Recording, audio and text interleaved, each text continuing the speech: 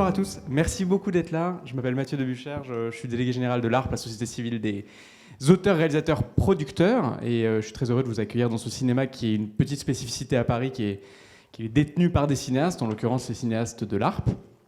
C'est vrai que c'est cette seconde journée de la création est une journée importante pour nous, parce que c'est un petit peu le pendant créatif des rencontres que l'ARP organise à Dijon chaque année depuis maintenant près d'une trentaine d'années, et qui se concentre vraiment sur les enjeux politiques liés au cinéma indépendant en particulier.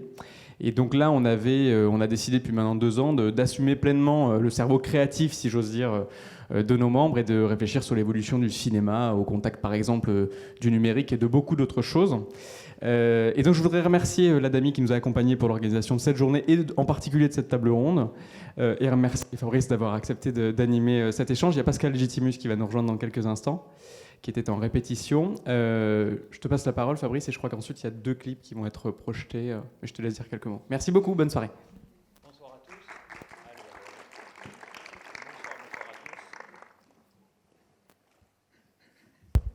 Bonsoir à tous. Et voilà, ça marche. Toujours appuyer sur le bouton pour que le micro marche.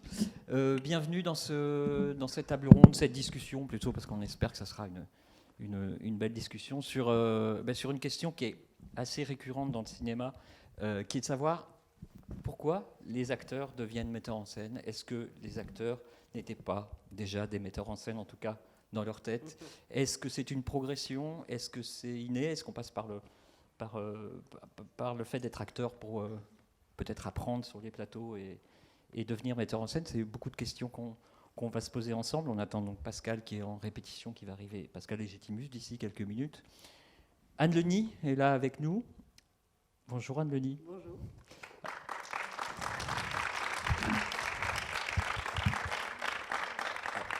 Alors des petites présentations. Anne, évidemment, est actrice, on l'a vu dans nombre de films. Passage à l'acte, vous avez beaucoup travaillé avec Pierre Jolivet, En plein cœur, Ma petite entreprise, Le frère du guerrier. Vous avez travaillé avec Agnès Jaoui, vous avez travaillé avec Sophie Marceau. Évidemment, vous étiez dans Intouchable, parce que le grand public s'en souvient forcément. Et vous avez réalisé 4 films. 5, pardon. Vous avez réalisé 5 films dont vous avez écrit les scénarios. Et ça va être une question très importante, parce que c'est un point commun de beaucoup d'acteurs devenus metteurs en scène. Je cite les films, évidemment. Ceux qui restent en 2007. Je crois que vous êtes nommé au César du meilleur premier film et du scénario original pour ce film. Et suivront Les invités de mon père, Cornouailles, On a failli être amis, et La monnaie de leurs pièces. Pascal Elbé, qui est à ma droite. Alors Pascal, lui aussi, on le connaît en tant qu'acteur, mais un acteur qu'on va découvrir alors qu'il est déjà scénariste, et ça, les gens le savent sûrement moins. Le public vous a découvert notamment dans le film de Michel Boujna, Père et fils, que vous avez coécrit avec Michel Boujna. Vous avez beaucoup travaillé avec lui, vous avez beaucoup travaillé aussi avec Ariel Zetoun. Vous êtes un acteur assez fidèle. J'ai eu peur, j'ai vu que vous allez me dire communautaire. Mais non. Et ce qui marque aussi votre carrière, c'est que, évidemment, on vous connaît pour beaucoup de comédies, aussi des rôles beaucoup plus dramatiques. De Fils de l'autre, 24 jours, Piégé. Plus récemment, vous montrez une autre facette de vous. Et vous aussi, vous êtes passé à la mise en scène avec un film qui s'appelle Tête de Turc, en 2010, suivi ensuite par Je compte sur vous, qui est sorti l'année dernière, si je ne m'abuse, 2018. Ouais. On s'en fout, en fait.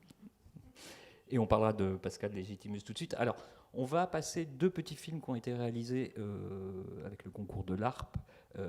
Ces 50 metteurs en scène qui ont dit en 1 minute ou un peu plus ce que c'était pour eux d'être cinéaste et d'être metteur en scène. Anne Leni, qui ne fait pas partie de l'ARP, en tout cas pas encore, n'a pas fait ce petit film et ce petit exercice. Alors, je voulais déjà vous poser la question, avant qu'on voit les 2 films des 2 Pascal. Pour vous, être cinéaste aujourd'hui, qu'est-ce que c'est? Vous avez 1 minute, hein.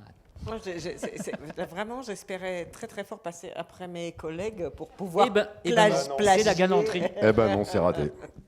Et donc, c'est raté. Aujourd'hui, comme hier, est-ce qu'il y a vraiment une différence? Oui, dans la manière dont on pratique notre métier, sûrement, c'est en train de changer en ce moment. Sinon, c'est toujours la même chose. Essayer de créer un monde, raconter une histoire, toucher les gens. Est-ce qu'il y a une volonté de, peut-être pas de délivrer un message, mais de porter une thématique, d'amener quelque chose? Je dirais, dans mon cas en tout cas, il y a une volonté de partager des questions auxquelles je ne peux pas répondre ou qui m'obsèdent, et de les partager, d'espérer peut-être qu'en les posant, je vais trouver les réponses, ou que les spectateurs vont m'apporter les réponses. Mais c'est plutôt ça, un questionnement plutôt qu'un message. D'accord. Alors, ce qu'on va faire, on va regarder déjà le film de Pascal Elbé, sa petite intervention. Et voilà, Pascal Légitimus qui arrive. La table est au complet. On passe le film de Pascal Elbé et on revient tout de suite.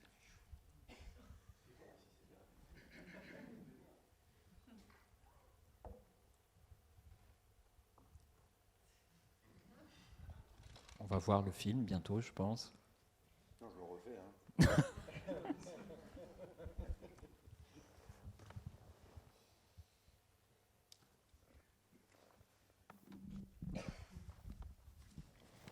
Être cinéaste aujourd'hui, d'abord, c'est entrer en résistance, parce que ça devient évidemment compliqué de raconter des histoires, mais ça reste pour moi le plus bel outil pour éveiller, le plus bel outil pour faire rêver.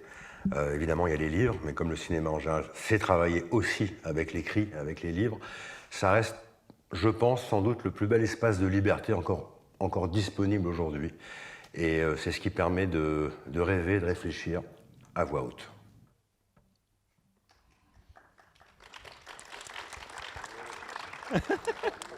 Vous allez voir que la réponse de Pascal Légitimus sera un peu plus...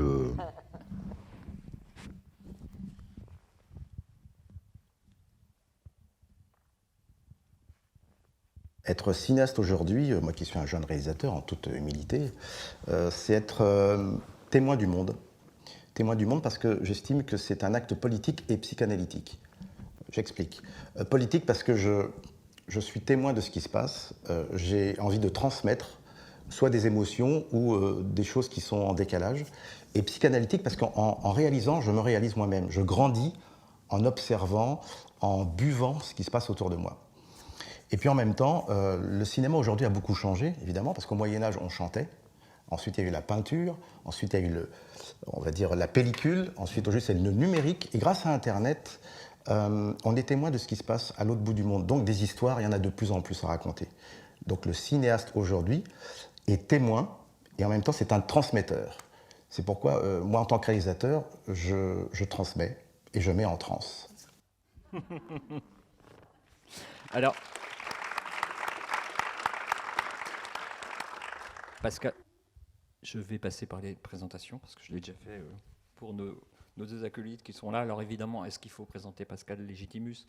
Évidemment, Les Inconnus, évidemment, énormément de comédies que vous avez tournées. Vous avez aussi beaucoup travaillé pour la télévision. Vous avez beaucoup travaillé au théâtre et vous avez réalisé un court-métrage qui s'appelle Abus de confiance en 1997 et Antilles-sur-Scène, qui était votre premier long-métrage où vous jouiez beaucoup de personnages. C'est une sorte un peu d'hommage à Eddie Murphy, mais avec un contexte différent. On était à la fois dans la comédie, dans quelque chose de différent. Et puis vous avez co-réalisé avec deux garçons qui s'appellent, je crois, Didier Bourdon et Bernard Campan. Je ne sais pas si vous voyez exactement qui ils sont. Les trois frères. Les trois frères, le retour en 2014. Peut-être la première question que je vais vous poser à vous, Pascal, on en parlait. Vous avez été tous scénaristes et vous avez travaillé sur des scénarios, pas forcément de films que vous avez mis en scène, avant de venir à la réalisation. C'est peut-être ma première question. Est-ce que le passage obligé d'un acteur pour aller à la mise en scène passe par le scénario et par l'écriture de scénarios ou la collaboration à des scénarios pour d'autres metteurs en scène? Il passe le relais. Bonsoir à tous et bonsoir à toutes et bonsoir les autres. Oui, à un moment donné, quand on est réalisateur, c'est pas anodin. C'est vrai que c'est pas anodin. Et au début, j'étais tout jeune. J'ai commencé, j'avais 10 ans et je me voyais pas du tout là où je suis. Mais c'est en travaillant mon métier que j'avais envie d'exprimer des choses. Et puis ensuite, je me suis dit, c'est un peu tôt pour réaliser. Donc j'ai appris, j'ai observé comment on a fait tout sur les tournages. J'ai posé des questions techniques, parce que pourquoi tel axe, pourquoi telle chose, pourquoi tel point de vue. Et ensuite, on a des choses à raconter. C'est des choses qui ne peuvent passer que par soi-même. Et on est mieux servi que par soi-même, surtout quand on réalise. Et c'est vrai que j'ai écrit quelques scénarios qui ont été tournés par d'autres, et il y a toujours une petite frustration de me dire « Ah, j'aurais pas fait comme ça, ah, j'aurais pas eu ce point de vue-là ». Donc à un moment donné, on est obligé de dire, voilà, de prendre les choses en main et puis de mettre la main à la pâte. Donc ça, c'était par obligation, mais pour ne pas me trahir. Ensuite, comme je l'ai dit là, l'envie de réaliser, je ne suis pas un réalisateur qui va faire un film tous les ans, c'est que j'ai des histoires dans ma tête, j'en ai 5 ou 6 encore, que j'ai envie d'éditer sur de la pellicule ou sur du numérique. Et je prends mon temps, mais parce que comme je dis, c'est un acte politique. Il y a des choses que j'ai envie d'exprimer. C'est une colère aussi, parfois. Alors le premier film que j'ai réalisé, c'est Antilles-sur-Seine. C'est un film que j'étais obligé de faire parce qu'il y avait la problématique des quotas pour les gens à forte pigmentation, pour être poli. Et à un moment donné, il ne se passait pas grand-chose. Et donc je me dis, comment je peux aider cette ouverture un peu racisante, parce que c'est aussi bien les gens de couleur, mais les Asiatiques, les handicapés, les aveugles. Enfin, la France n'est pas représentée d'une manière avec un spectre assez large. Donc j'ai fait ce film qui est une espèce de bande dessinée, parce que je voulais qu'il soit pérenne dans la forme. Et j'ai mis tous mes copains, acteurs black, que vous connaissez plus ou moins, entre Médondo, qui est décédé il n'y a pas longtemps, Édouard Montout, Thierry Desroses, etc. Donc c'était un hommage à ces gens-là. Mais ce film a un défaut, c'est qu'il est trop riche. Il y a trop de choses. Donc déjà, je m'étais dit, OK, la prochaine fois, on va faire des choses beaucoup plus simples. Voilà, et j'ai répondu à votre question. Oui, vous avez répondu à ma question. C'est gentil, merci. Mais il y en aura d'autres, hein, Pascal. Tant mieux. Pascal Elbé, vous aussi, vous arrivez au scénario relativement tôt, notamment sur Mauvaise foi, de votre ami Roche Dizem. C'était la même chose que Pascal? Il y avait des histoires qui devaient sortir et qui ne pouvaient sortir que comme ça?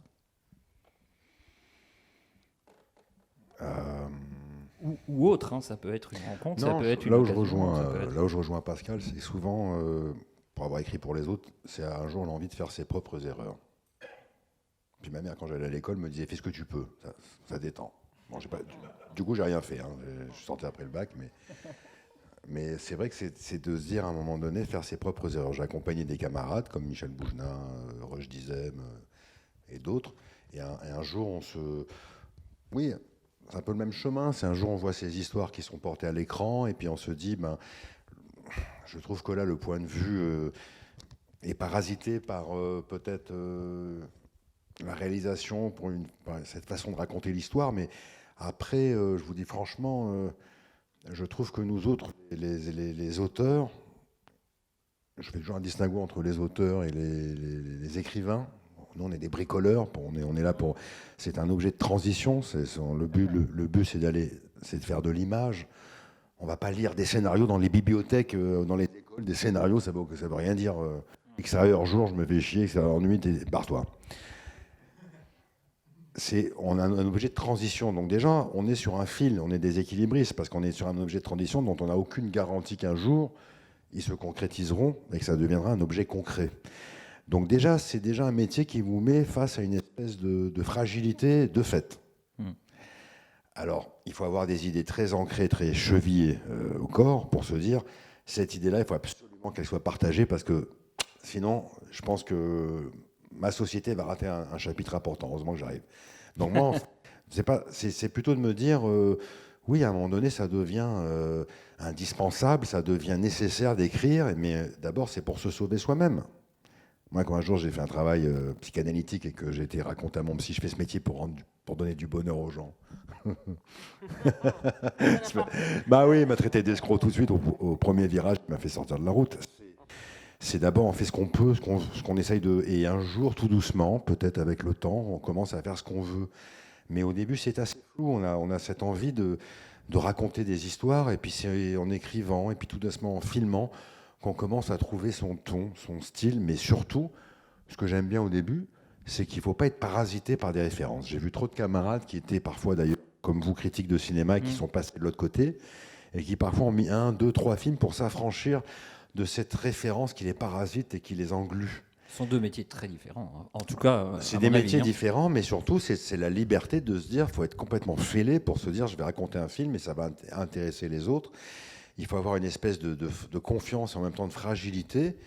Et récemment, pour finir ça, parce que c'est toujours un peu étonnant, moi, je ne peux pas dire que j'ai été trop parasité par ma culture. J'ai passé mon temps à courir après. Mais du coup, quand je ne connaissais pas, je le disais.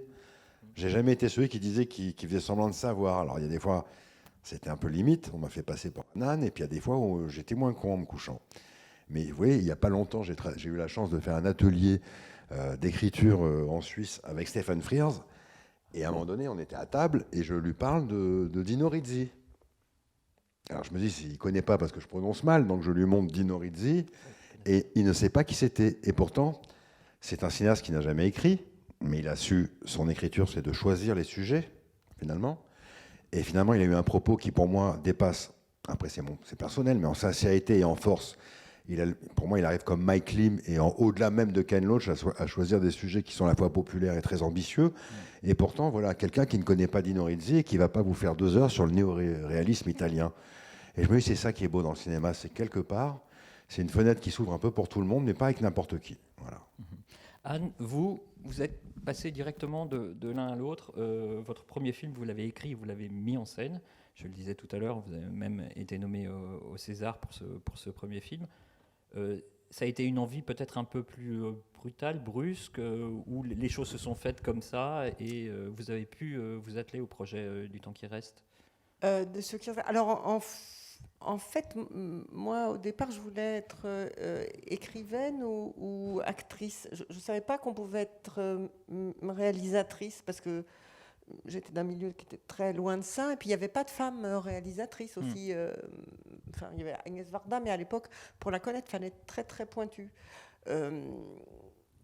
Donc, oui, donc je suis devenue actrice. Puis je pense que j'ai pas osé écrire de littérature parce que ça me semblait vraiment rentrer dans l'église, rentrer dans le temple. Et comme dit Pascal, c'est un objet... on passe beaucoup de temps à l'écrire, on travaille énormément sur le scénario, mais finalement personne ne le voit jamais, enfin que ceux qui vont le transformer en autre chose. Donc voilà, c'est une manière d'écrire qui est un petit peu cachée, un petit peu enfouie finalement. Je sens que je pars pas du tout sur votre question là, en parlant. Oui, et ensuite, comment ça s'est fait Non, effectivement, moi Non, en fait, j'avais écrit un scénario de long métrage que j'avais pas l'intention de réaliser, et je vivais à l'époque avec quelqu'un qui m'a traité de dégonflée pendant 1 an et demi parce que je voulais pas le réaliser. Et globalement, je suis devenue réalisatrice pour lui claquer le beignet. Donc j'ai écrit un autre scénario. Voilà, pour le réaliser, le hasard a fait que en fait, les 2 tournages ont commencé le même jour, celui de mon premier scénario et celui de mon premier film. Mais le premier scénario que j'ai écrit, le film est sorti après mon premier film. Alors j'allais vous poser la question du déclic, parce qu'il y a quand même un moment, un déclic, la chose qui fait qu'on se dit, ok, je signe et là je vais faire mon premier film. Anne, claquer le beignet de son mec est un voilà, très bon déclic. Pour Anne. Ouais. Pascal, il y a un moment où, quand arrive ce moment où on se dit, ça y est, il faut y aller, j'y vais. En fait, pour moi, c'est une question de dimension. J'ai écrit beaucoup de sketchs pendant des années avec mes camarades, et puis même quand j'étais gamin, des pièces de théâtre, des spectacles. Et à un moment donné, il y a une autre on passe dans une autre dimension. Écrire des sketchs, c'est un début, un milieu, et il faut une chute, toujours, avec des personnages. Comme vous le savez, on a interprété des personnages. Donc, avant tout, des acteurs, nous les inconnus. Donc, on a envie d'interpréter. Et à travers l'interprétation, forcément, on se dit, tiens, ça peut être plus grand. Donc, le film, c'est la prochaine étape. Sketch, télévision, cinéma. Et le cinéma, pour moi, c'est quelque chose de beaucoup plus noble, beaucoup plus cher. Et je m'étais dit... je n'ai pas envie de perdre de l'argent, je n'ai pas envie que des gens perdent de l'argent à cause de moi. Donc je m'étais dit, alors si 500 000 personnes aiment ce que je fais, à 20 €, ça fait combien? Donc on est 67 millions de Français. S'il y a 2 millions de personnes qui aiment ce que je fais, à 20 €, donc je calculais comme ça. Après je me dis, vas-y. Donc fais des films pas trop chers, parce qu'on m'a toujours dit, fais des films pas trop chers. Le premier pas trop cher, le deuxième un peu plus et le troisième après, quand tu seras adoubé par la profession. Mais je ne fonctionne pas comme ça. C'est vraiment quand il y a une histoire qui me ronge, il faut que ça exulte, et je me dis, il faut que je transmette. Donc c'est vraiment, c'est pas par ego que je réalise, c'est parce que j'ai envie de prétentieusement de faire avancer un peu le schmilblick, quoi. Pour ceux qui ont connu le schmilblick. Voilà, c'est juste une vraie... c'est une idée éruptive qui ne peut que sortir. Pascal, Et qui a du sens. Voilà, c'est important, il faut qu'il y ait du sens. pour Tête de Turc, le déclic, qu'est-ce qui se passe? Alors, Pourquoi Tête de Turc, celui-là? déjà, moi, quand j'étais plus jeune, j'ai fait un court-métrage. Je me rappelle avec, comment il s'appelle, avec un monsieur que j'aimais beaucoup, qui s'appelait Maurice Chevitte, et Emmanuel DeVos. Et je me rappelle qu'à l'époque, j'avais été très heureux de réaliser ce petit film sur 3 jours. En fait, je l'ai pas montré parce que j'étais tout de suite, je suis parti 1 an et demi travailler, j'écrivais pour les clowns du Cirque du Soleil, en fait. Je suis parti 1 an et demi à parcourir un peu le monde, donc j'ai pas eu le temps. Et en rentrant de cette aventure, j'ai fini le scénario de Père et Fils. Et sur le tournage de Père et Fils, donc on était au Canada avec Philippe Noiret. Et puis je voyais bien que, heureusement que Michel Bougenat a l'humilité et l'élégance parfois de me laisser parler, même s'il avait envie de me gifler. Mais je sentais bien que cette grammaire est quelque chose que j'ai immédiatement assimilé. Ça veut dire que je me suis pas posé de questions. Je me dis, bon, bah, maintenant c'est à moi d'y aller. Et quand j'ai commencé à écrire, grâce finalement aussi à la confiance d'un producteur qui s'appelait Patrick Godot, qui m'a dit, ce serait bien maintenant que tu t'y mettes. Finalement, c'est aussi eux qui nous donnent qui font entrevoir concrètement cette possibilité, parce que de la même façon qu'avec Anne, moi dans ma famille, ça n'existait pas. C'était une grammaire qui était complètement inconnue. Et de me dire qu'un jour je pourrais tenir une caméra et réaliser un film, c'était aussi, il faut du temps, parce que j'étais pas du tout. Enfin, je me dis, c'était quelque chose de. D'ailleurs, pour les gens ici qui ont des velléités d'écrire et de réaliser, j'espère que vous êtes nombreux. Il faut tellement s'en foutre. Il faut faire ça, comme dirait Godard, comme un braquage, quoi. Il faut faire ça avec. Il n'y a pas de légitimité, quoi. C'est la seule légitimité, j'allais dire, c'est sa conviction. Et après, avouez votre chance et votre talent. Mais il ne faut pas attendre Moi, quelqu'un qui m'a un peu accompagné. Et puis quand j'ai commencé à écrire Tête de Turc, j'étais parti pour faire une comédie. Et puis, il y a eu un fait divers qui m'a marqué. Jeune conductrice de bus noire qui s'est fait prendre en guet-apens et asperger, brûler vive et tout. Et c'est vrai que tout d'un coup, le sujet... je me disais, ça sera un peu le même. Moi, j'étais parti sur un film qui s'appelait The Front Page, qui était avec Jack Lemmon et Walter Matthau, où il se prend On va changer votre micro. D'accord, balle neuve. Et il se prend une balle dans la tête, ils font jouer les assurances. J'étais parti sur une espèce de comédie comme ça. Comment on dit? Il s'appelait? C'est pas Front Page, C'est c'est un autre. C'est la balle dans la gueule. Oui, je vois très bien, Tu oui, vois avec Jack Lemmon. Ah, c'est pas Front Page, t'as raison. Ouais, C'était je sur vais les journaux, retrouver, t'as c'est raison. sur les Oui, t'as journalistes, raison. Front Page. Et à l'arrivée, tout d'un coup, ce film est devenu un film qui est un espèce de polar social que j'ai pas vu arriver. Et là, on m'a dit, mais qu'est-ce que tu fous avec ce film-là? Et en fait, en découvrant après le film, par la suite, en le revoyant calmement, bah oui, j'ai mis beaucoup de moi-même, finalement, sans le savoir. Et j'allais dire que cette impulsion, c'est une somme de regards. Parfois, c'est votre famille qui vous donne compte, mais pourquoi tu réalises pas, putain? Et puis, c'est un producteur qui vous dit, on y va. Seul, on n'est pas grand-chose dans ce métier. Il faut avancer avec sa conviction. Mais c'est quand même un sport d'équipe. Il faut avoir confiance dans le regard de l'autre, il faut le partager. Il ne faut pas penser que si on le partage, on se dilue dans son envie ou dans sa capacité. Et quelque part, j'ai jamais lâché ça, de me dire que on fait vraiment c'est une discipline qui est folle, parce que ça demande beaucoup d'abnégation, beaucoup de courage, parfois beaucoup de sacrifices. Quand on a tous fini d'écrire un film, on sait que c'est beaucoup de nuits de sommeil, c'est beaucoup de vacances gâchées, c'est beaucoup parfois de tensions dans sa vie de famille, parce que c'est assez monomaniaque comme activité, mais que quand on arrive au bout et que ça se concrétise, c'est un... Hein? Oui, il y a des joies incroyables. C'est ça qui fait... Oui, c'est ça. Il y a un truc de joie qui fait oublier tout le reste. C'est quand même 95% pas de joie. Non, parce que oui, C'est justement, 5% de joie. moi, pour ceux qui le savent dans la salle, et moi j'ai observé beaucoup de metteurs en scène au travail sur des tournages. C'est quand même le boulot le plus fou du monde. Excusez-moi du terme, c'est un nid en merde quotidien, d'heure en heure. Un metteur en scène sur un plateau, c'est quand même la personne qui va devoir répondre 50 fois par heure à oui, non, prendre des décisions. Voilà, Mais ça, c'était pas mal quand même, parce que quand on a vécu dans une famille nombreuse, pour avoir la parole à table, il faut se battre. Mais vous qui étiez confortablement, entre guillemets, acteur, c'est un peu plus confortable que metteur en scène. Peut-être, vous serez peut-être pas d'accord avec ce que je viens de dire. Non. Mais voilà, c'est quand même se mettre des problèmes sur le dos, non ? D'autres problèmes, des problèmes différents, qui sont le trop-plein, trop de responsabilités, trop de choses à faire, mais acteur, c'est pas mal de problèmes aussi, quand même, hein, qui sont parfois le creux, le vide, ou ne rien décider.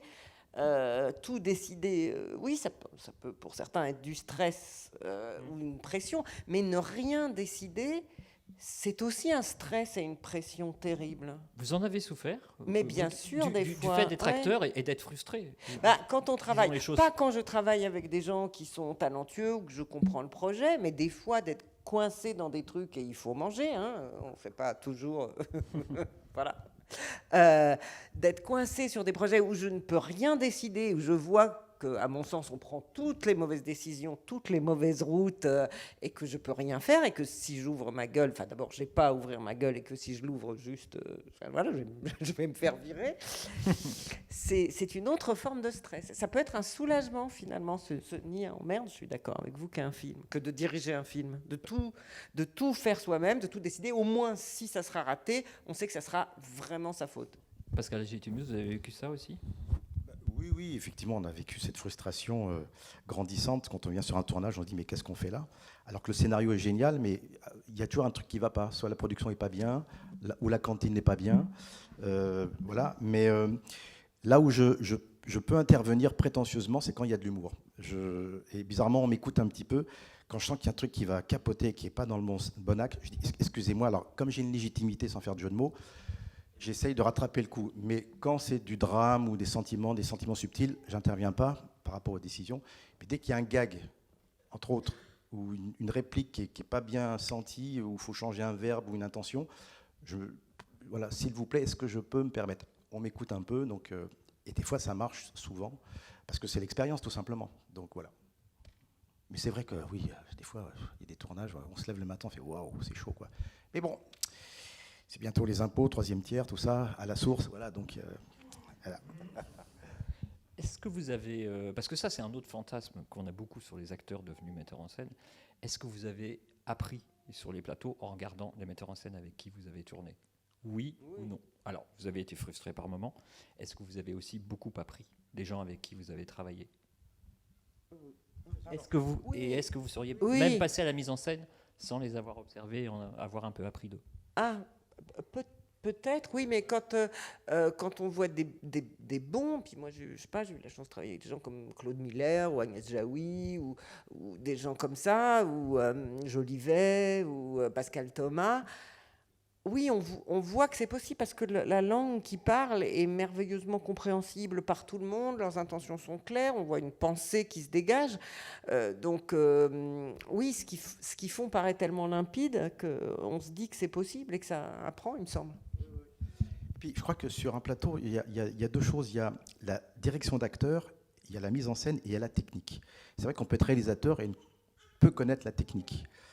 Parce que des fois, dans des axes, effectivement, il y a des intentions qui sont particulières, que ça soit longue focale, courte, ou dessus, en dessous, travelling, bref. Donc, chaque axe décision a une intention affective.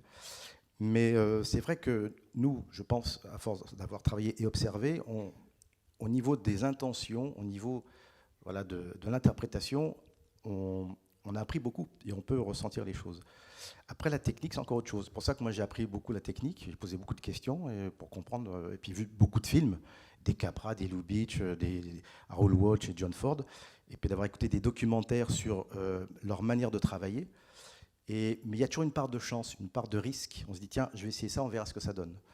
Et après, il y a le montage, évidemment, qui est vraiment l'ultime étape où on peut changer les choses et on découvre beaucoup de choses, qui fait partie aussi de la mise en scène. Vous avez aussi travaillé, vous êtes fait la main, entre guillemets, sur des clips, sur plein de choses. Moi, j'ai fait beaucoup de pubs. Oui. On ne sait pas que c'est moi, mais j'ai fait beaucoup de pubs, peu importe. Beaucoup de clips. Et ça m'a permis de maîtriser la technique avec beaucoup d'argent, parce que l'argent est tellement gaspillé quand il y a de la pub, un peu moins aujourd'hui. Mais j'ai pu apprendre voilà, certaines choses. Et aussi de travailler avec un budget.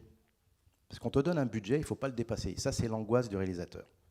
terminer à l'heure et de ne pas dépasser le budget. Et ça, c'est une pression un peu lourde. Parce qu'il y a des fois, il y a des décisions à prendre. On n'a pas telle grue. Qu'est-ce qu'on fait? Ah, il faut prendre une décision. Donc, c'est aussi... effectivement, mais moi, j'adore ça. Hein. Je ne vais pas me plaindre. Alors, dans la presse, parce que les journalistes ne sont pas exempts de défauts, je suis le premier à le dire, j'ai un peu l'impression que quand un acteur fait un premier film, il est attendu avec assez d'attention et de bien. Ça ne nous gêne pas, hein, si vous voulez rester. Hein. Non, ça nous C'est gêne pas du tout. c'est tellement génial d'avoir quelqu'un qui, ce matin, il s'est engueulé avec sa femme pour dire mais je t'avais dit que j'allais à la rencontre du machin. Mais oui, bah, je peux pas. Vous voulez pas rester? Vraiment, ça nous gêne pas. Hein. Non, mais non, venez. Nous, ça nous dérange pas. Honnêtement, restez avec nous, ça nous gêne pas, c'est la vie, ça. Voilà. Enfin, soyez raisonnable quand même, n'allez pas. Et il est pas rien quand même. Hein. Bienvenue, restez avec nous. Voilà, oui, ça va mieux déjà. Il faut former la nouvelle génération de cinéphiles en plus, donc. C'est le futur patron de l'art. Ils sont jeunes pourtant. Oui, j'ai l'impression qu'avec les films d'acteurs, alors on dit oui, bon, ils sont acteurs, ils font un film. D'accord, allez, les acteurs font parfois des films, sorte de caprice. Le premier film, on le reçoit avec souvent de bienveillance. En revanche, le deuxième, pour ceux qu'on en fait plusieurs, on vous attend vraiment au tournant avec une Kalachnikov à la main. La presse ou les autres, hein, ou le milieu, la profession, comme on dit. Vous l'avez ressenti, ça ? Alors, moi, personne ne m'attendait au premier, parce que moi, je n'avais pas du tout la notoriété de mes camarades au premier film, donc personne ne s'est dit « Ah, Anne Leni fait son film ». Je n'étais pas du tout identifiée. Je pense que le deuxième film, le troisième... Enfin, de toute façon, il y a toujours une certaine bienveillance pour le premier film, qui que ce soit, je pense même pour les réalisateurs qui ne sont pas acteurs. Ensuite, on rentre dans le métier, on vous fait plus de cadeaux, mais c'est normal. Hein. Pascal ? Moi, j'ai fait simple. Sur le deuxième film, j'ai pas lu un papier. Je crois que j'ai bien fait. Non, mais c'est vrai. Non, mais c'est pas ça, on s'en fout. On fait pas des films pour les critiques. Et si on a des bonnes critiques, ça nous apaise, ça nous empêche de faire trop de cauchemars. Mais en réalité, il faut... Moi, Pascal, on ne se souvient que des mauvaises, enfin. C'est vrai, non, mais regardez, quand vous allez faire du théâtre, vous accrochez avec la seule personne qui fait la gueule ou qui est en train de s'endormir, alors qu'il y en a tellement qui sont heureux à côté d'elle, mais c'est elle, salope. Mais moi, c'est pas ça. Je pense que le plus important sur son deuxième film, c'est son deuxième film. C'est le choix du sujet qu'on va traiter. Moi, par exemple, j'étais malheureux. J'ai fait un deuxième film parce que je voulais... Il y avait un espèce de challenge. Mon deuxième film parlait comme ça grossièrement de la manipulation d'un escroc qui manipule des gens au téléphone. Et je trouvais ça, je me dis tiens, c'est un beau challenge de faire un film cinématographique avec cette grammaire particulière, téléphonique, il n'y a rien de plus ingrat. Mais il fallait quand même que je sois quand même un âne batté, il n'y a pas d'autre terme, pour que chercher un challenge dès mon deuxième film. J'aurais pu le chercher au 10e, tu vois. Et puis j'étais malheureux du sujet. Donc la presse n'a plus aucune importance, c'est parce que au moment de le faire, je me suis dit, allez, on y va. Et j'étais très heureux de le faire à l'arrivée avec mes camarades, Zabou, Vincent Elbaz et tout le monde. Mais j'étais triste et je me dis, quand même, il faut vraiment, et là je parle à tous mes camarades qui sont aussi avec nous, qui le feront, qui l'ont déjà fait, c'est bien réfléchir sur ce qui résonne en vous pour porter une histoire. Parce que cette histoire-là, elle va durer 3 ans de votre vie. Et au moment de le faire, si vous avez un espèce de quelque chose qui vous retient, c'est trop tard. Et c'est vrai que moi, mon deuxième film, le jour de la sortie, j'ai dit, mon producteur m'a dit, tu crois que ça va sourire? J'ai dit, moi, j'irai pas. Moi, j'irai pas voir ça aujourd'hui. Ça n'empêche en rien que c'est un film de genre qui est maîtrisé, que je trouve solide, il est bien. Je n'aurais pas été voir ça. C'est ça le deuxième film. C'est qu'à un moment donné, porté par le... C'est vrai que mon premier film, ça s'est très bien passé, les Césars, les prix partout, machin. Et puis, monsieur, il veut faire du challenge parce qu'on m'amène un sujet qui n'était pas le mien. Et puis, au bout de 3 ans, je me dis, il m'a saoulé ce sujet. Et il fallait y aller. Alors, j'y suis allé avec toute la conviction et tout l'amour que j'ai pour mes camarades et puis pour cette grammaire que j'adore. Mais je me dis, le deuxième film, c'est pas tant la critique dont il faut se méfier, c'est de soi-même. Toscan du Plantier disait que le plus dur à faire, c'est pas le premier, mais c'est le deuxième film. Oui, et tout d'un coup, je me suis rendu compte que là, sur le troisième que je vais commencer, si tout se passe bien bientôt, Et ben, ça m'a servi de leçon parce que celui-là, voilà, ça fait 3 ans d'écriture et beaucoup, encore une fois de plus, de nuits blanches et d'angoisse et de retour. Parce que, évidemment, quand vous écrivez et que vous réalisez, on dit que c'est l'école de la vie. Mon œil, c'est surtout l'école de l'humilité parce que quand vous envoyez parfois des scénarios à des camarades et que vous avez pour seule réponse un silence, à des gens avec qui vous avez joué, vous êtes parti, vous êtes renvoyé la balle. Vous savez, c'est compliqué. Hein. Ça prend une sacrée dose d'humilité quand même de réaliser. Vous êtes dans la proposition et ils sont peut-être pas envie de danser avec vous. Ça peut être. On Ça est, peut être plus, compliqué. on est plus sensible à l'échec, à l'échec artistique ou commercial d'un second film ou d'un troisième film quand on est acteur que metteur en scène. Je ne sais pas, c'est une question qui me vient comme ça. Je sais pas, je ne Est-ce saurais pas répondre à ça. En sachant Ouais. que peut-être la mise en scène est entre guillemets plus importante pour vous que pour les autres peut-être, que pour d'autres metteurs en scène. En Enfin, tout cas.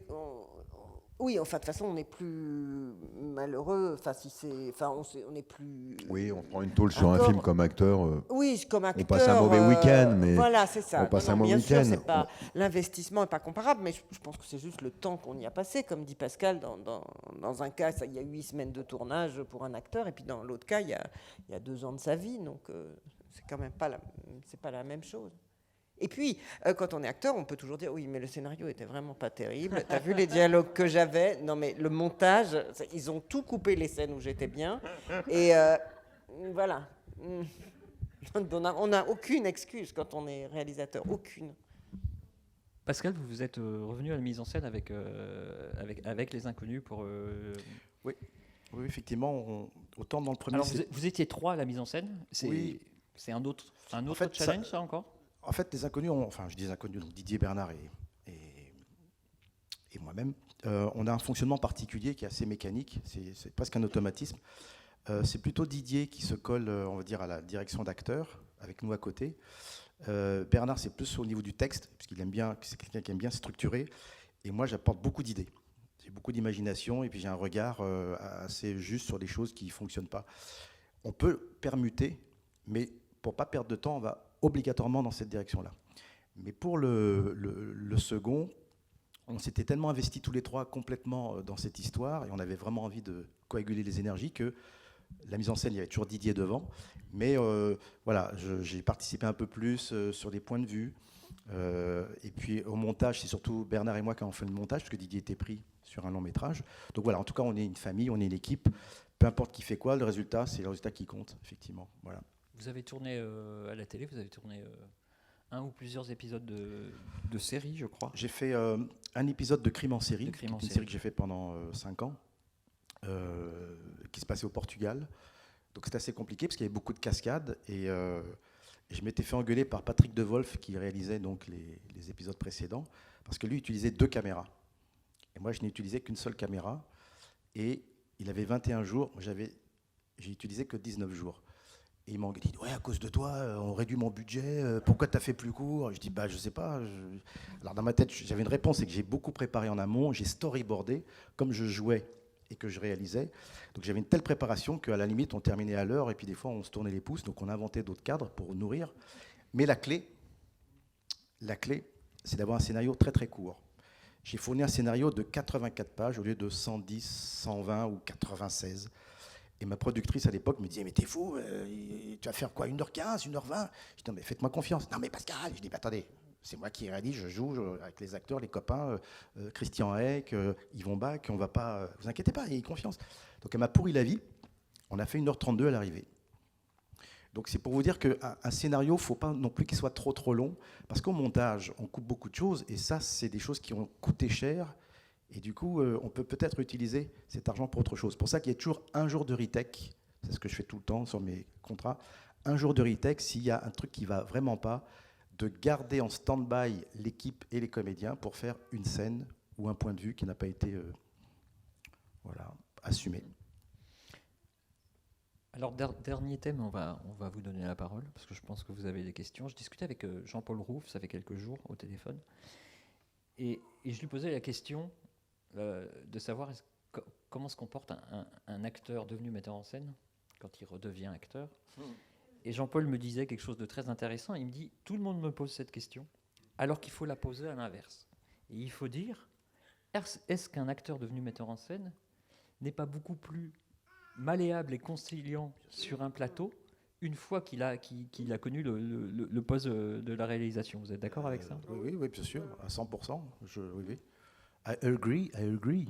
Oui. Oui, c'est vrai qu'on comprend beaucoup plus ces jours, on est beaucoup plus patient, on comprend beaucoup plus les choses, évidemment. Oui. Moi, je pense souvent que parfois, quand on est avec des camarades acteurs, ils ont beau avoir parfois 20 ans ou 30 ans de parcours, parfois ils posent des questions, on se dit c'est fou, quoi, c'est fou. Je tourne un film avec un camarade et le lendemain, il vient voir le metteur en scène en disant « Je suis pas content de la scène, on peut la refaire ?» Et je lui dis « Mais tu peux pas la refaire, tu sais, c'est des décors, c'est des locations, le lendemain on est ailleurs. Ce n'est pas possible. » Mais le mec, je me disais, il avait mon âge et ça fait aussi longtemps qu'il faisait ce métier. Et je dis « C'est beau d'avoir été préservé comme ça, de absolument pas connaître. » Je traversais son métier avec cette insouciance-là, j'ai dit « C'est merveilleux quand même. » Mais c'est vrai que... Et je dis souvent aussi parfois même à des jeunes acteurs, et je trouve que il y a une école qui serait vachement bien, au lieu d'aller faire des trucs d'improvisation à la con, là, dans des cours de théâtre parfois un peu brumeux. C'est bien dit. Allez faire des stages de montage, bande de cons. Non, mais je vais vous expliquer, c'est tout simple. Ouais. Vous jouez une scène, voilà, on est tous les trois. On sait que l'enjeu, c'est sur Pascal. La caméra, elle est là. Évidemment qu'il faut nous couvrir un peu. On est venu, ils nous ont fait venir, on est maquillés, il faut nous filmer quand même.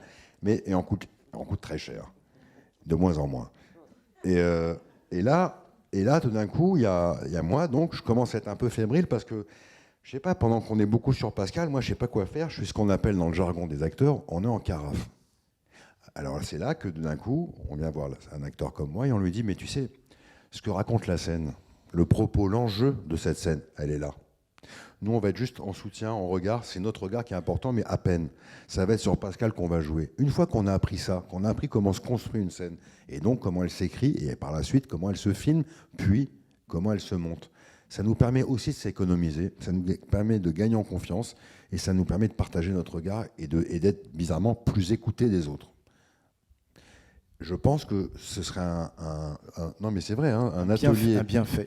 Ouais, que souvent les acteurs, on les coupe un peu de tout ça. La preuve, c'est qu'ils veulent retourner des scènes, mais c'est de se dire, oui, j'encouragerais dans les écoles de théâtre parfois à faire pendant 10 jours un stage avec des monteurs.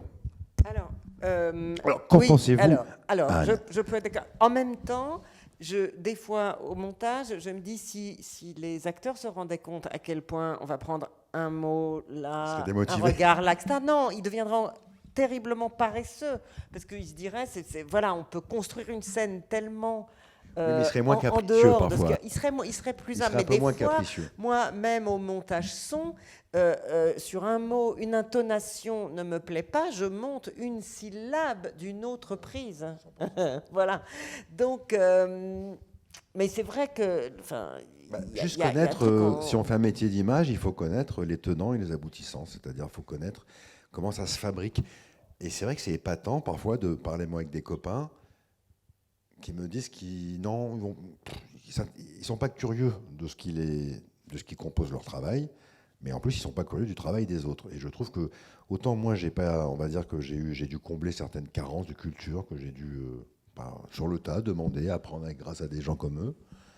Et en même temps, il y a un truc que je trouve important dans son rapport à l'autre, quel que soit le métier, mais en tout cas encore plus avec celui-ci, c'est si un jour on a sa curiosité qui se tarit, il vaut mieux faire un autre métier.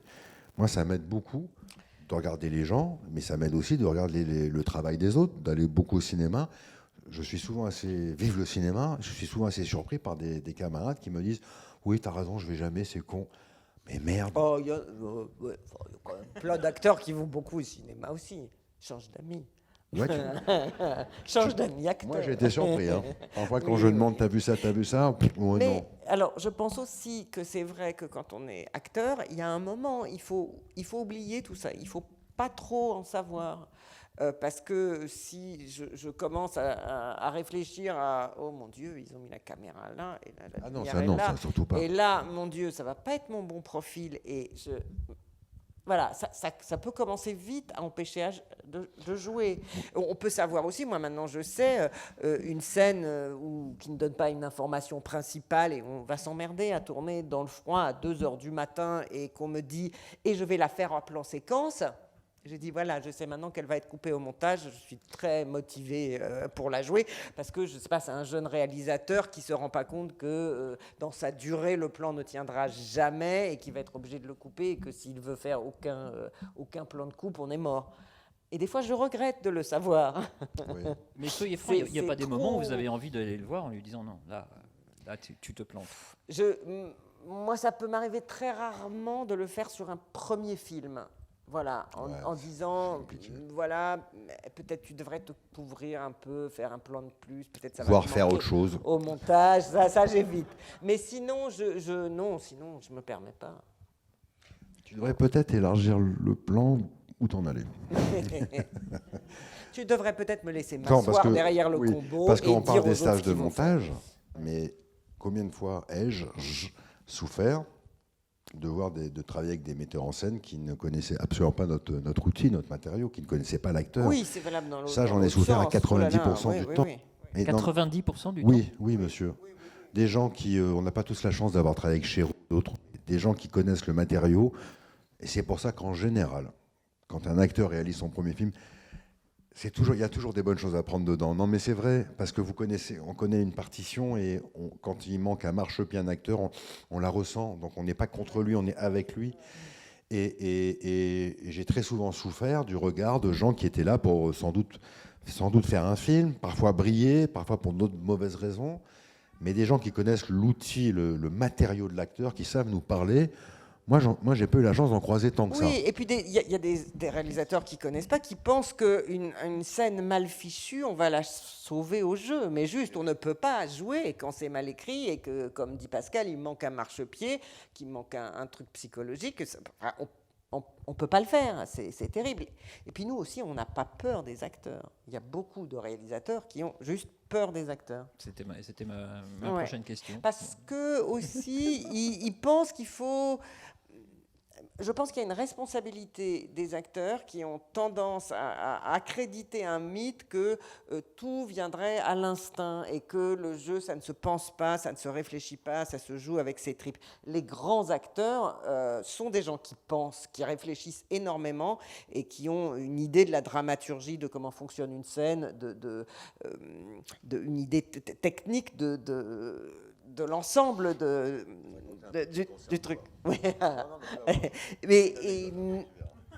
Oui, pardon, oui, et juste pour finir, On va les laisser, hein. les réalisateurs, du coup, pensent non, qu'on est des petites choses qui ne sont pas capables de comprendre comment va marcher la scène dans son ensemble et qu'il faut une stratégie pour la jouer.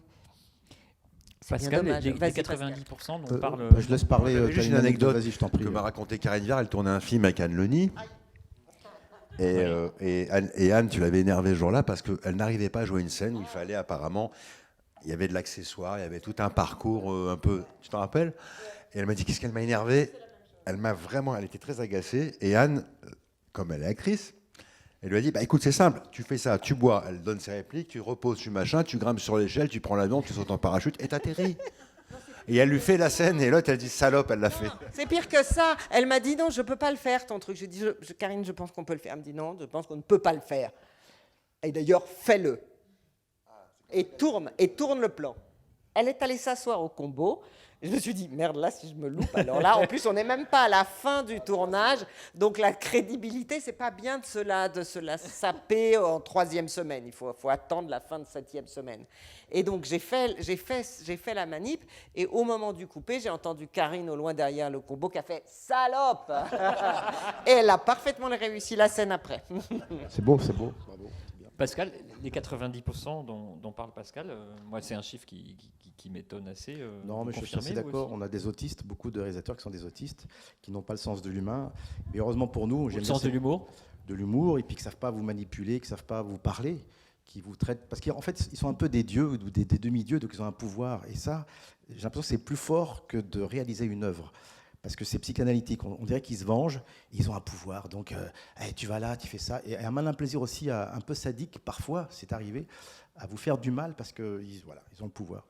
Moi j'aime bien cette phrase qui dit que l'échec est un diplôme, donc j'ai beaucoup appris grâce à ces gens-là, donc je les remercie évidemment. Et je veux aussi vous remercier au passage Patrick Godot, qui est un réalisateur, qui est un producteur, avec qui je vais travailler l'année prochaine, qui va me permettre de faire mon deuxième film, et quelqu'un qui est à l'écoute, de très intelligent, de cultivé, et je le recommande pour ceux qui ont envie plus tard de réaliser. C'est quelqu'un de très appréciable. Deuxième ou troisième?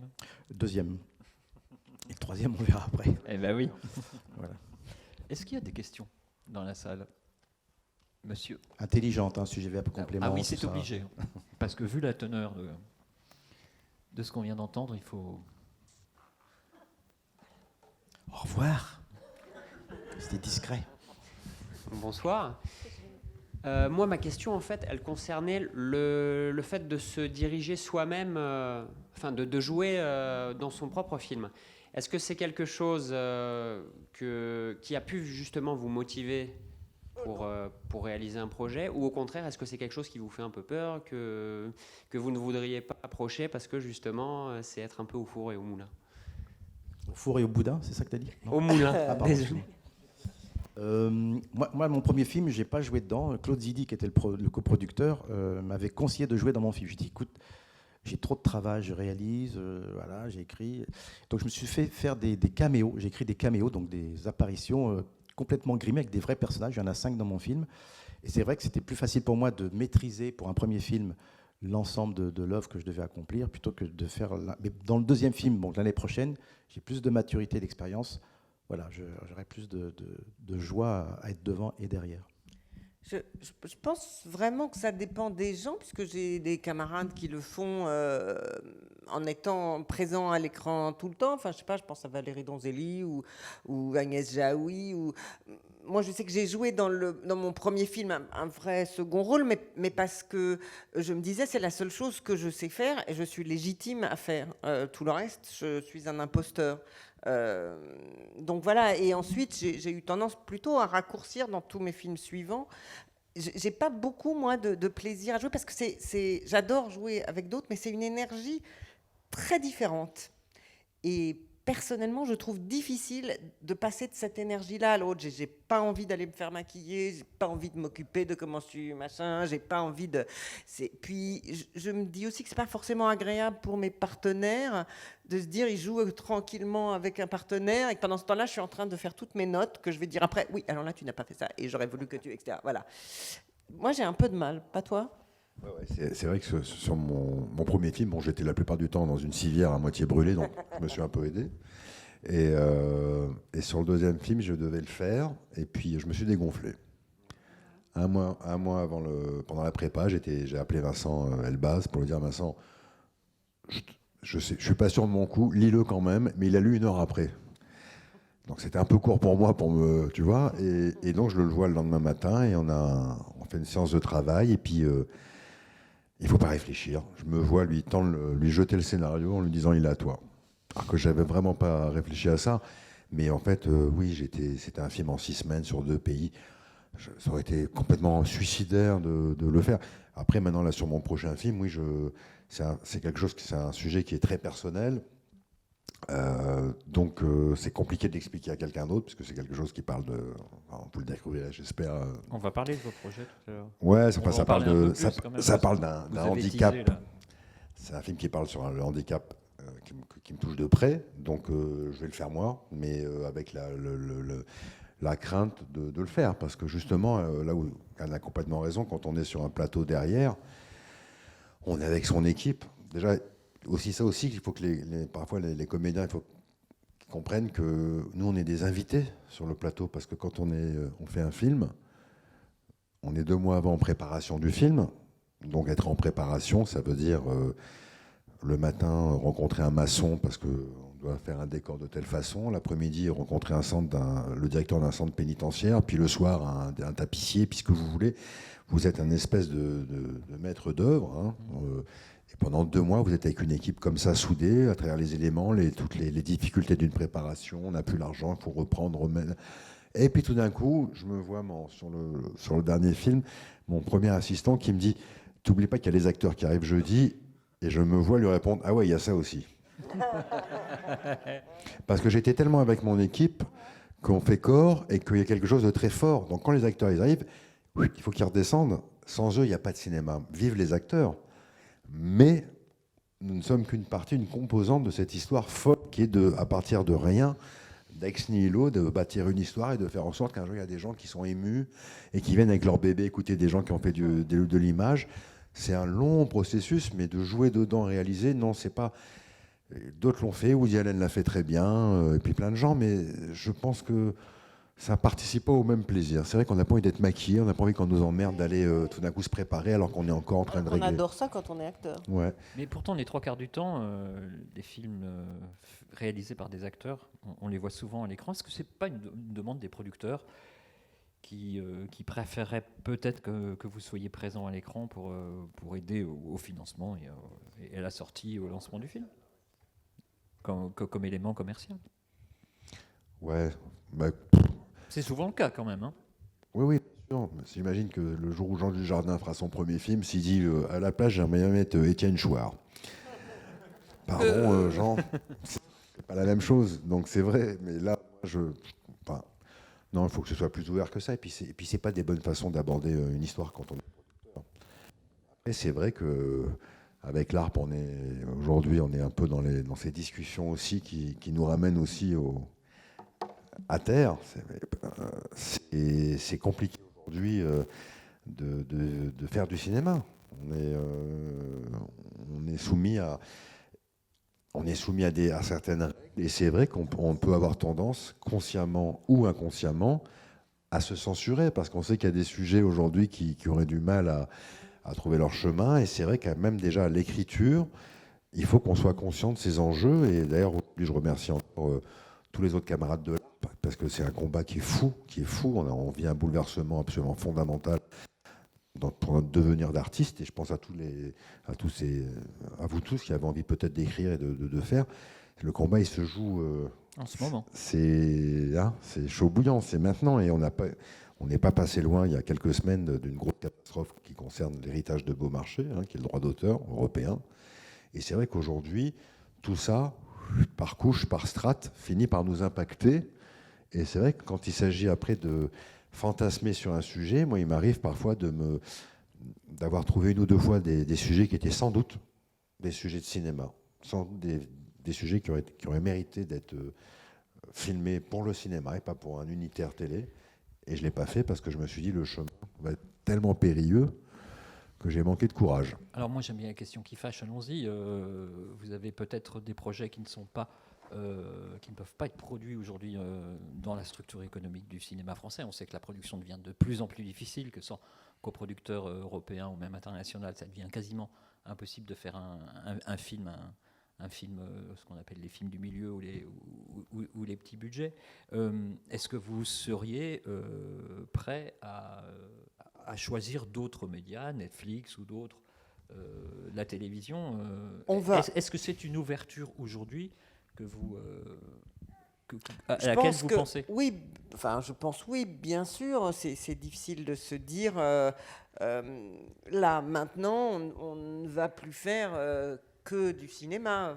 Voilà, moi je me dis, j'ai fait 5 longs métrages. Vous travaillez tous à la télé d'ailleurs. Vous êtes en train de comme tourner Baron Noir. Non, mais c'est un autre. Comme acteur. C'est autre chose, Oui, comme oui, acteur. bien sûr, c'est pas la même chose. Ensuite, le cinéma, évidemment, on avait. On a tous des projets de cinéma, mais on a cette chance inouïe. Évidemment, avec des contraintes d'avoir quand même des noms, si on a un sujet un petit peu sombre, on va avoir un plus petit budget, etc. Et puis moi, j'ai jamais fait un film, et je peux pas me plaindre des budgets que j'ai eu, mais j'ai jamais fait un film où j'ai pas été obligé de couper 4 décors pendant la prépa, parce que ça coûtait trop cher et qu'il fallait réduire. Mais en tout cas, même avec toutes ces contraintes, on a quand même cette liberté extraordinaire de pouvoir faire ce qu'on veut et dire ce qu'on veut. Aller travailler pour la télévision, on travaille pour un client malgré tout, un client qui connaît son public et qui veut que ça rentre dans les choses. Ensuite, je sais pas, on s'est tous mis aussi à regarder des séries comme des dingues, etc., et avoir envie de ça, avoir envie de prendre un personnage sur un temps long, de travailler différemment.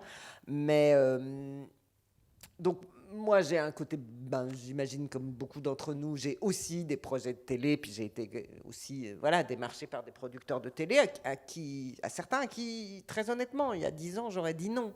Et puis là, je me dis que l'endroit où on va pouvoir faire des choses, en particulier des sujets un peu sociaux, ou peut-être un peu plus graves sur certains trucs, ça va plus être la télé que le cinéma.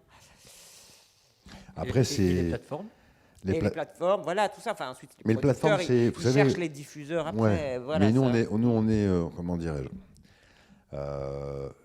il s'agit de parler d'héritage, de patrimoine. On est dans le droit d'auteur, on est dans le cinéma.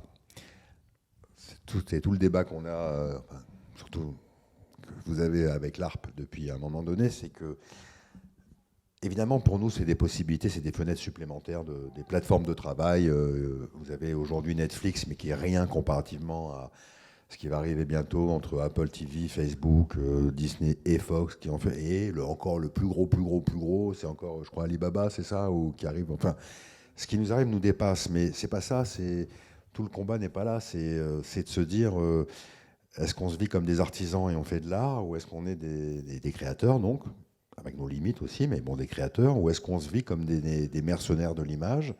Parce que pour un film de Cuarón qu'a fait Netflix, évidemment, Disney Fox, ils vont attirer Spielberg, et une autre plateforme font venir 2-3 grands réalisateurs en leur laissant vraiment les coups des franches. Mais pour eux, on essaye de leur expliquer que oui, mais c'est quoi les Cuarón et les Spielberg et les Kurosawa de demain? Ceux-là, c'est les jeunes cinéastes qui au début, dans leur premier film, ont peut-être fait que 50 000 entrées, mais peut-être que le troisième, il va aller avoir la Palme à Cannes, et peut-être que le quatrième, il fera 3 millions d'entrées.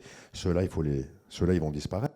Si on reste dans la règle des plateformes, ils vont disparaître parce que pour eux, ils ne veulent pas on a beaucoup de mal. Radu Milanaou, qui avait un projet de télé avec une grosse boîte de com, il a vite compris qu'il n'avait pas le droit d'avoir le final cut, d'avoir son parti pris, son angle de vue.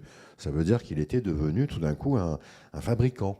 Et le grand danger des plateformes aujourd'hui, c'est pas juste l'enjeu du cinéma, c'est l'enjeu de la culture dans son ensemble. C'est pour que dans 10 ans ou dans 15 ans, nos enfants puissent continuer de penser comme des Européens et pas comme des Américains ou des Australiens. Pour autant, il ne faut pas avoir ces plateformes comme l'ennemi, mais il faut que ça se fasse dans le respect des règles. Pour nous, c'est des terrains de jeu supplémentaires, mais il faut savoir où on met les pieds. Un jour, j'avais une discussion, pour finir là-dessus, avec Vincent Lindon, qui dit pas que des bêtises, même quand il s'énerve. Et il m'a dit un truc très juste, il me disait oui, les séries, la dramaturgie, il y a une nouvelle écriture qui est remarquable, mais merde, il n'y a qu'une chose qu'on voit et qu'on revoit, c'est un film de cinéma. Une série, ça ne se revoit pas une fois qu'elle a été spoliée et qu'on l'a vue. Elle est dénaturée. Un film. Moi, mon fils, hier, a découvert l'aventure. C'est l'aventure au moment de passer le bac. D'ailleurs, ça m'inquiète. Quand même, il a regardé hier l'aventure. C'est l'aventure. Il avait les épreuves ce matin. Mais d'un coup, il vous parle de cinéma. Il vous dit, c'est génial, c'est super drôle. Alors que moi, j'en ai même pas parlé. C'est entre eux. Mais vous n'arriverez jamais 20 ans plus tard. T'as vu Belle et Sébastien ou t'as vu Les Baguettes du Tigre, l'épisode 8, quand il perd sa canne? On n'en a rien à foutre. Et vous pouvez regarder les séries les mieux écrites, et Dieu sait si on a tous été fans d'une série, ça ne remplacera jamais l'art et le cinéma. Un bon bouquin qu'on peut se passer, dont on peut reparler. Enfin, ça, c'est pas mon point de vue, je pense que c'est le point de vue général. Oui, bien sûr. C'est d'autres modes de narration, mais certainement pas une liberté. Puis qui peut dire le nom du réalisateur d'un épisode d'une série Netflix ou même d'un unitaire sur Netflix? Voilà, cette signature unique, singulière, où on peut développer un univers avec une certaine liberté, voilà, c'est quand même encore le cinéma. C'est vrai quand on dit, tu as vu 24 heures chrono ou The Lost, on ne parle pas de réalisateur, c'est vrai, c'est quand on est anonyme. Mais il y a un problème aussi qui se pose, c'est que des fois on est inféodé évidemment par des structures qu'on appelle des chaînes, mais il y a des gens qui pourraient vous dire aussi, oui mais ton film c'est plus un film de télé. Des gens qui vont vous imposer ça et vous dire, mais c'est quoi qui fait que la différence? C'est quoi le ratio pour justifier que ça soit au cinéma? Et des fois, Parfois, il y a plein de films Parfois, il y a quand même souvent, je lis des sujets pour le cinéma, je dis mais pourquoi on ne fait pas un bel unitaire? Exactement. Ce n'est pas un film L'inverse, c'est qui bien. va aller. C'est un film dont la thématique va être réduite au cinéma. Faisons un bel unitaire. Une fois de plus, vive le cinéma. Mais moi, j'ai découvert des unitaires pour la télé. C'est un outil génial. Et des séries. Bien sûr. Là, j'ai découvert Dans leur regard, c'est ça, sur un procès avec 5 jeunes blacks qui illustrent la justice américaine. En 4 épisodes, vous avez un panorama absolu, une photographie terrible de la justice dans ce pays. Mais au cinéma, on n'aurait pas pu le faire. Je vous parlais de Stephen Frears, il vient de faire une série qu'on n'a pas encore la chance de voir en France, sur un procès qui s'est passé en Angleterre avec un député conservateur qui a couché avec quelqu'un, avec un gay, ça lui est tombé à la gueule, et il a sauté, c'était avec Hugh Grant. Bon, quand on discute avec Stephen Frears, oui, ils lui ont laissé plutôt de la liberté. Il m'a dit, mais jamais comme si je faisais un film. Et là, c'est une short série, c'est vrai que c'est bien foutu, mais c'est pas la même écriture. Et d'ailleurs, j'adorais tellement les séries que c'est une maîtresse qui peut être très compliquée quand on écrit. Parce qu'on a tendance à poser un peu plus les personnages, leur dramaturgie, à les installer davantage. Et c'est des scènes souvent qui sont très réussies. Mais elles n'ont pas leur place dans un film parce que c'est plus court. L'écriture de série, elle peut être aussi très dangereuse pour les gens qui écrivent du cinéma. Pour autant, c'est une écriture nouvelle, c'est extraordinaire. C'est l'efficacité avant tout. Oui. La télé, c'est vrai qu'il y a plus Au revoir, madame, d'artistique. merci. Bon voyage, bon retour. Elle a un train. Est-ce qu'il y a d'autres questions? Monsieur. Merci. Je voulais revenir sur la petite histoire que vous nous avez racontée tout plus tôt. C'était Karen Viard, je crois. Et du coup, je voulais parler de ça pour parler de la façon que vous avez pour diriger vos acteurs. Du coup, déjà, vous, en tant qu'acteur, j'imagine que vous avez un processus ou une méthode de jeu spécifique à vous. Du coup, une fois que vous passez derrière la caméra, est-ce que vous avez une méthode, cette fois, pour diriger vos acteurs? Est-ce que vous acceptez peut-être une méthode qui, à eux, leur est personnelle? Ou est-ce que vous imposez la vôtre chez eux? Oui, chaque acte. Alors, méthode, je ne parlerai pas de méthode. Ensuite, chaque acteur a sa manière de travailler. Il y a des acteurs à qui il ne faut pas trop parler, d'autres à qui il faut beaucoup parler pour les rassurer. Il y a des gens qui sont de la première prise, hein, qui vont direct, puis il y en a d'autres qui sont de mieux en mieux en travaillant. Je pense qu'un des trucs, surtout quand on est acteur, réalisateur, c'est qu'on ne se fait pas avoir par les acteurs. On ne tombe pas sous le charme d'un petit truc un peu mignonnet. Tous les acteurs ont leur truc, on les a tous, nos petites techniques, quand on n'a pas envie, quand on a du mal à aller dans une scène, etc., des choses qui font un peu naturel, un peu machin, etc., voilà, on ne se fait pas avoir à ces choses-là. Donc, je pense qu'on sait mieux comment éplucher un acteur. Moi, ça m'est arrivé de dire à un acteur, voilà, là, tu es comme un oignon, là, et je voudrais que tu enlèves cette couche-là. Et puis aussi, cette couche-là, ça, c'est la couche de tu as trop tourné dans des séries pour France 2, ça, c'est la couche de tu as trop fait de théâtre, machin, ça, c'est la couche, etc., pour arriver à quelque chose de plus vrai, de plus, voilà, de ce que je veux, ce que je demande. Ensuite, voilà, moi, les acteurs, je les laisse un peu travailler à leur façon. Je sais juste que ce que je demande est atteignable et je peux demander des choses très précises et très exigeantes. Et aussi, je pense que quand on est acteur, on sait que les acteurs, ils adorent qu'on leur demande des trucs compliqués. Tu parlais de Vincent Lindon. Moi, j'ai pu demander à Vincent Lindon. Là, tu vois, dans cette prise-là, à ce moment-là, tu as dégluti. Est-ce que tu peux ne pas le faire, s'il te plaît? Et il fait, voilà. Et Vincent, il fait, tu me regardes, tu m'as vu, tu l'as vu. J'ai dit, oui, Vincent, je te regarde. Voilà. Et donc, je lui dis, parce que ça a un peu coupé l'émotion et j'aimerais au contraire qu'il y ait un truc qui reste en suspens. Et on peut leur demander des trucs hyper difficiles parce que les acteurs, ils aiment quand on leur met de la difficulté. Moi, je leur dis toujours, quand je dis très bien, c'est pas la fin du travail, c'est le début du travail. Ça veut dire que ça y est, c'est bon, on a un truc où c'est bon. Maintenant, je vais vous demander des trucs emmerdants à faire parce que je vois que vous jonglez avec 4 balles, vous en mettre une 5e, puis une 6e, puis une 7e pour voir jusqu'où vous pouvez aller. Donc, voilà. Je pense que c'est pas un truc de méthode. C'est que on peut dire des fois aussi un truc un peu technique qu'on connaîtra. On peut reconnaître les problèmes. Il me semble. On peut identifier les problèmes. On peut dire là, tu vois, tu n'arrives pas. Je pense que tu n'y arrives pas parce que tu ne le prends pas exactement de la bonne façon et que c'est sur cette phrase-là que tu ne le prends pas de la bonne façon et parce que tu coupes le sens là et si tu laisses le sens ouvert, ben, ça va te permettre d'aller plus loin et d'atteindre le truc que tu as à dire. Voilà, il faut que tu vises ça dans la scène. Voilà. Et puis on identifie les trucs et ensuite on les laisse trouver leur moyen de le faire en débarrassant du problème. Pascal?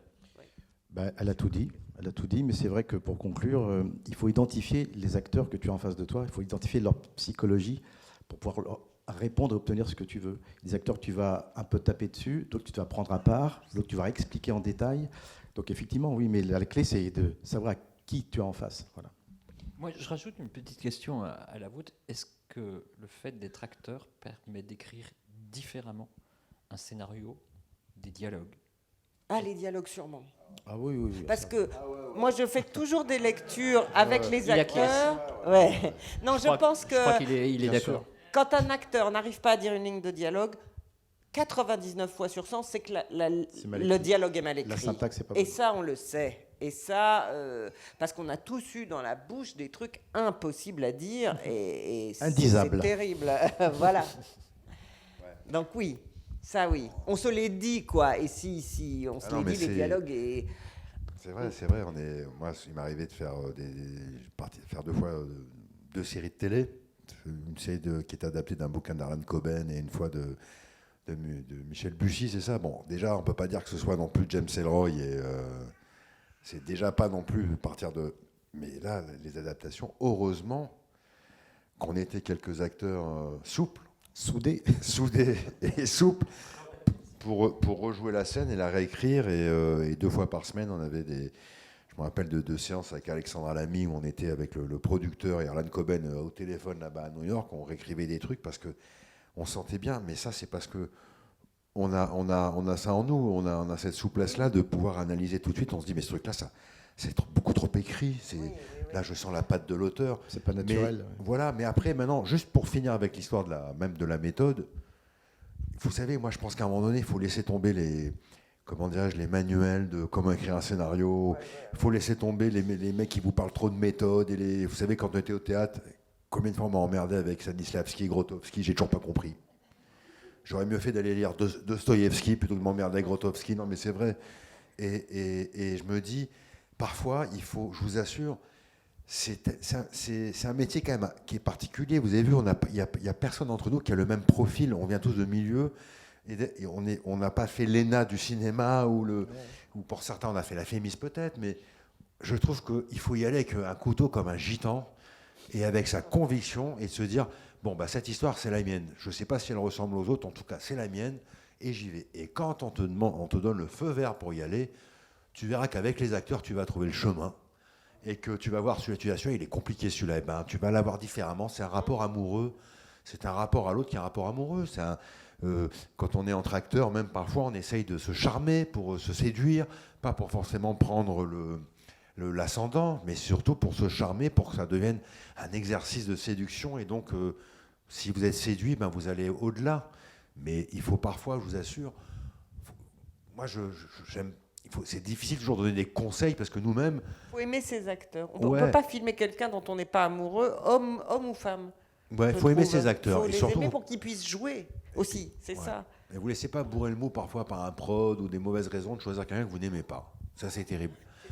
Aimer un acteur, ça veut dire l'accompagner, puis tout d'un coup, il sera assez bienveillant si c'est votre premier film, par exemple, pour vous accompagner. Ça vous est jamais arrivé ? Oui.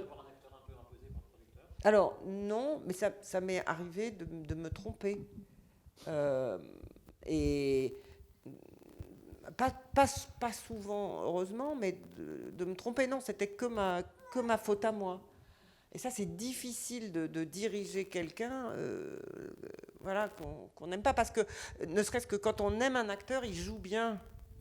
Ouais, puis tu dois le sentir quand il n'est pas aimé, l'autre. Ça doit être compliqué. Oui, voilà. Puis de choisir un acteur pour le rôle, c'est déjà 50% du travail qui a été fait, parce qu'on le choisit en fonction de ce qu'on a dans la tête. Et ça, c'est important. C'est vrai. Alors, il y a d'autres questions. Allez.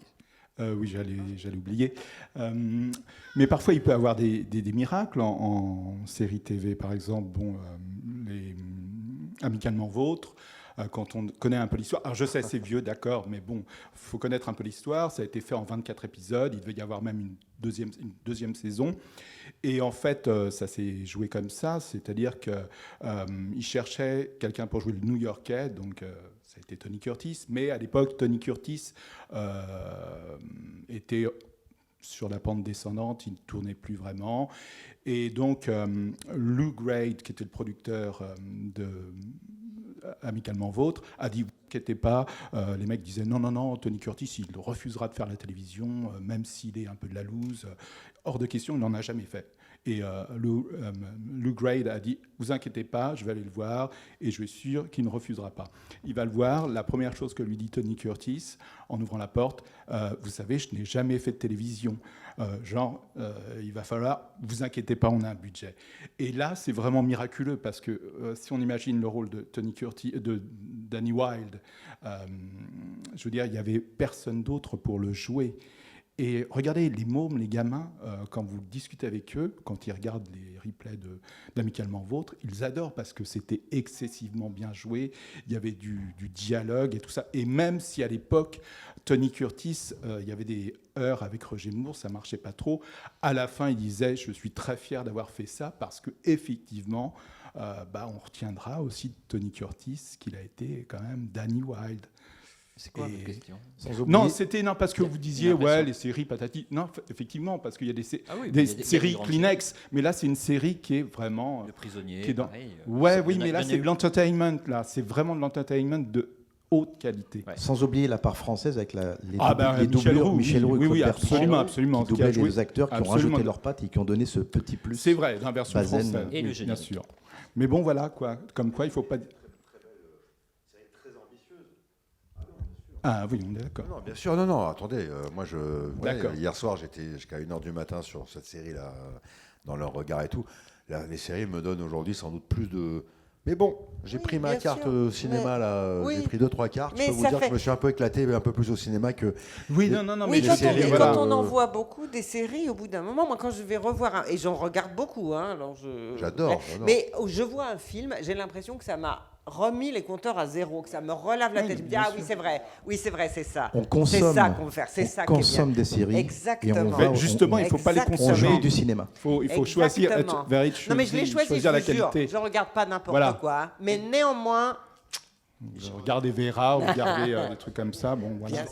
Je vais être entre... Il y avait une dame qui voulait parler là-bas. Je vais être juste entre les deux en disant que Pascal, qui tourne en ce moment dans Baron Noir, est une excellente série qui aurait pu... Et par exemple, sur le Bureau des légendes, Pascal Ferrand a tourné plusieurs épisodes. Cette année, ce sera Jacques Audiard qui va tourner 2 épisodes de la série. Donc il y a aussi des ponts qui peuvent se faire. Il y a une autre question. Madame. Bonsoir, Estelle Baldassin, je suis comédienne. Et j'aimerais savoir comment vous travaillez avec vos comédiens en amont du tournage. Vu que vous êtes comédien aussi, moi, je suis une personne qui aime beaucoup travailler en amont. Je trouve ça important. Je trouve qu'on ne travaille pas assez. Et donc, je voulais savoir comment vous, en tant que réalisateur, vous travaillez en amont avec vos comédiens. Pas. Non, c'est vrai. Moi, je fais juste, je ne sais pas comment vous faites vous. Moi, je leur donne le scénario, je leur parle du personnage. Je fais une lecture où je fais semblant que c'est pour remettre le scénario, que c'est seulement pour les dialogues, pour remettre le scénario comme ils veulent, pour qu'il n'y ait pas des trucs qu'ils ont... En leur demandant de lire plutôt un peu à plat. Et voilà. Et je suis là aux essayages des costumes. Et je vais vous dire, là, il se trouve que je suis intervenante sur un stage avec c'est que des acteurs. Hein, vous devez connaître un stage AFDAS. Et où on a répété, donc c'est un truc de jeu à la caméra, on a répété, on a fait plusieurs séances de répétition. Et là, hier, on a tourné tout. Mais celle qui avait été le plus répétée était tellement la moins bien. C'est autre chose, le jeu à la caméra. Oui, il faut en parler, puis il y a des acteurs qui ont besoin de vous rencontrer beaucoup pour en parler, etc. Mais je vais vous dire, moi-même, quand j'ai le temps, j'écris d'autres scènes pour les essais, pour qu'ils ne jouent pas les scènes du film, parce que sinon, on les crame. Et même comme actrice, combien de fois ça m'est arrivé de passer la scène avec, vous fallait une scène d'émotion et de pleurer toutes les larmes de mon corps aux essais. J'en avais plus au moment du tournage. J'étais moins bien. Colline Serrault, C'est par une autre exemple. forme de travail, Colline vraiment. Serrault, j'ai eu l'occasion de travailler sur Saint-Jacques-Lamec avec en compagnie des 8 comédiens, Daroussin, Marielle Robin, Feu Artus de Pengern, Marie Crémer et consorts. Et donc, elle voulait qu'on ait le texte su au premier jour de répétition. On a répété 1 mois, 4 heures par jour. Et il est certain que sur le tournage, on avait une liberté qui était exceptionnelle, mais on avait un mécanisme, mais qui était voulu par elle, parce que comme elle est musicienne, elle a une musique qu'elle impose, et ça, c'est voulu. C'est-à-dire qu'elle fait ta, notaire, et non pas notaire, notaire, non, notaire. Et c'est vraiment à la note près. Donc ça, c'est un rendu du metteur en scène qui exige ça. Mais c'est vrai que je suis un peu comme vous, trop répété, on perd ce qu'on appelle la substantifique moelle, et on a besoin un peu de... D'ailleurs, on dit souvent, on fait une scène, après, vas-y, lâche-toi, fais-en une pour toi. Des fois, ça arrive, et on a des miracles. En fait, on vole un peu la caméra, on vole le théâtre. Enfin, voilà, moi en plus, je viens du théâtre, je fais le conservatoire, machin, etc. Et j'adore les acteurs de théâtre, mais on maîtrise tout quand on est au théâtre, etc. La caméra, il faut qu'elle vous pique des choses que vous savez même pas que vous avez. Si vous avez trop répété, ben, vous le savez, vous commencez à plus contrôler votre jeu. Il y a un truc plus et puis on est quand même dans un rap. système où parfois le comédien, vous le rencontrez le lendemain de la fin du film presque. Moi, je me suis retrouvé un jour à... Mais non, mais si vous aviez vérité, vous savez, quand on est acteur, on vous dit toujours... J'aimerais bien qu'on revoie quelques scènes, qu'on se réunisse, on dit toujours « Oui, bien sûr, tu rigoles, bien sûr. » Et puis, il a tellement de boulot en prépa qu'il vous appelle le jour du tournage. Et puis voilà. Il faut toujours dire oui dans ce métier, dites oui. Et ça mange pas de pain, le oui est acquis, le non... Les textes su, parce qu'il y a beaucoup d'acteurs, souvent, qui ne connaissent pas leurs textes. Ah oui, aussi. ça, on les hait. On les hait. Ça, c'est terrible. Ça, c'est terrible. Ah ouais. Donc c'est aussi le texte su, ils font ce qu'ils veulent, mais il faut qu'ils Oui. ingurgitent, il faut qu'ils régurgitent, il faut qu'ils intègrent tout ça. Souvent, des fois, les mecs, ils prennent ça à la légère et c'est dommage. On arrive malheureusement au terme de cette discussion assez passionnante, je l'avoue. Pascal, vous nous avez parlé de votre projet. Anne et l'autre, Pascal, vous pouvez nous dire vraiment en 2 mots, très rapidement, sur quoi vous travaillez en ce moment? Je travaille sur le personnage de Marie-Thérèse, qui est un des personnages cultes des Inconnus. Mais en fait, je m'en sers de ce personnage-là. Et donc, c'est un film sur les erreurs médicales, parce que j'ai été touché dans ma famille par des erreurs médicales, donc ça me touche, donc j'ai envie d'en parler. Et donc, ça serait en gros l'histoire d'un chirurgien, cardiologue, de haut niveau, qui est victime d'une erreur médicale, mais qu'il n'a pas commise. Donc, il y a un méfait. Et donc, pour enquêter, il ne peut pas enquêter, donc il ne peut pas aller à l'hôpital parce qu'il y a une enquête qui est faite. Et donc, justement, il y a une copine comédienne qui voulait dire « Écoute, t'as qu'à espionner, va à l'hôpital, déguise-toi en infirmier. » Il dit « Oui, mais ils vont me reconnaître, c'est pas possible. » Déguise-toi en infirmière, comme l'émission Patron Incognito. Là. Il dit « Attends, je vais pas jouer Dustin Hoffman, je suis pas acteur, je suis pas... Puis l'accent créole, je sais pas, enfin, je suis né à Paris. Je vais t'aider. » Donc, c'est une comédienne qui va aider un chirurgien qui gagne 50 000 € par mois à devenir aide-soignante, voire infirmière, pour enquêter. Mais en même temps, il va se confronter au quotidien de ces femmes qui ont un boulot énorme. Donc, il va mettre la main à la pâte et il va donc évoluer, il va avoir une empathie, humainement, il va évoluer tout en faisant son enquête. Et on va découvrir effectivement comment ça se passe dans ces endroits où il y a des choses pas très jolies. Voilà. Anne, vous travaillez sur un nouveau Mais c'est une projet. comédie, je vous rassure. Ça donne envie en tout cas. Anne, vous travaillez Oui, Sur je un nouveau travaille projet de tout film. le temps. C'est ça aussi quand on est réalisateur, c'est qu'on travaille tout le temps. On a toujours un truc. Oui, j'ai fini le scénario d'un film, voilà. Donc je vais commencer le casting pour essayer de le tourner. J'ai un truc de saison de le tourner plutôt cet hiver, enfin fin d'hiver. Et puis je travaille aussi, j'écris aussi, voilà, des projets. J'ai 2 projets 3 en fait, de mini-séries, voilà. Merci à vous 3 d'être venus. Merci à vous.